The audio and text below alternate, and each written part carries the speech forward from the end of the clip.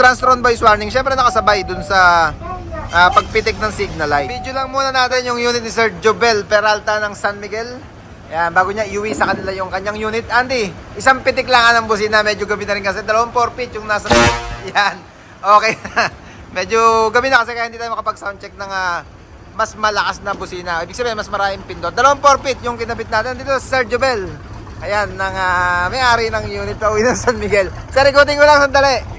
Yung project natin dito, frame ng clearance light mga kabisyo. Naka-diretso siya hanggang doon sa dulo. Side grill na stainless yung frame, kulay black yung gitna niya, pininturahan ng kulay black, tapaludo mga kabisyo. Ito nga pala side grill, dito siya pumapaypay, may bisagra siya dito 3 para pagka gagawa sila or may gagawin sa baterya, pwedeng buksan mga kabisyo. Ikot tayo sa kabila. Ayun yung nabanggit ko na, yung tapaludo sa harap, automatic bumper, tala, yung plate frame binalik na lang dating nakakabit yan mga kabisyo. Nakayangkin na dati, inayos na lang mga kabisyo. Ilaw ng Shorepet, binago na yung mga ilaw, super white na. Basuka, may ilaw din yung basuka niyan sa taas. Yan. Medyo madilim pala dito, doon lang tayo. Sa likod tayo, andi yung Transron voice warning or yung 8 tones. Mamaya ako napapaliwanag tong running light natin na kada 8. Yan, yung kada 8 natin. Tail light, pinalitan na rin, bago na yung tail light niyan. Frame ng tail light is stainless mga kabisyo. Pakita ko muna yung frame. Yan, yung nakabuo siya na meron takip sa likod. Pag gagawin yung o mag-wiring sila, ayusin yung wiring, pwedeng buksan niya, nakatornilyo lang mga kabisyo na 4, naka-aparato ng signal light. Kaliwa nga, Andy. Signal kaliwa.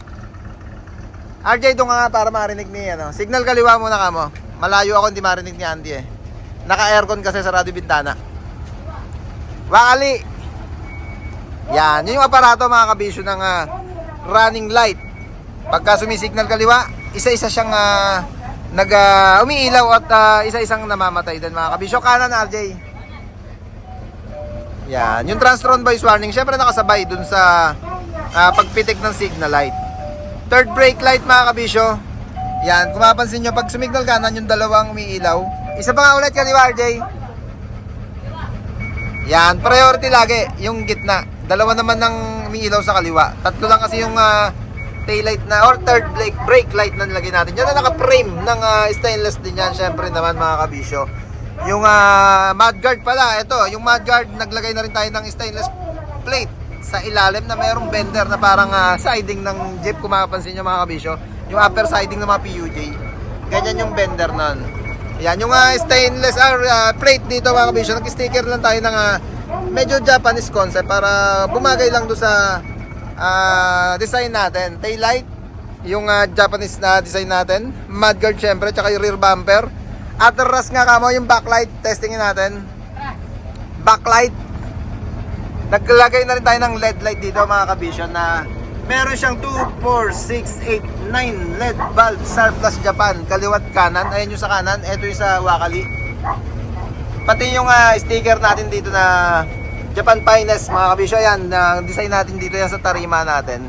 All goods na rin. Okay na mo RJ, yung yung reverse light tsaka backhorn, okay na. Yan. Dito tayo sa clearance light mga kabisyo. Naka-aparado rin ng running light yan. Yung sabi ko nga na kada 8. Yung ibig sabihin ng kada 8 mga kabisyo, 8 sequence. 8 beses niya uulitin yung sequence niya. Ayan, dito muna tayo. 8 beses yan na ganyan, nagpupuno-puno. Ayan. Abangan nyo lang at bigla. Ayan, nagbago na siya. 1, 2, 3, 4, 5, 6, 6, 7, 8. Magbabago na uli siya ng sequence.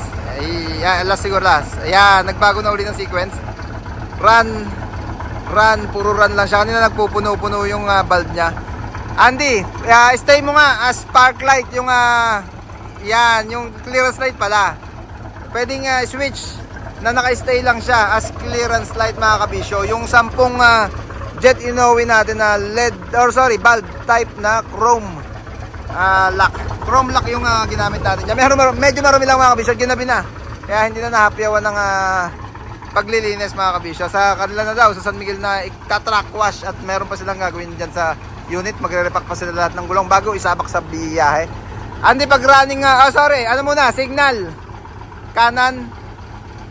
Yan, yung tatlo naman na ilaw mga kabisyo. Meron din tayong warning sa gilid para pagka mag-u-turn sila or liliko, merong warning na ilaw dito ng 3 piraso.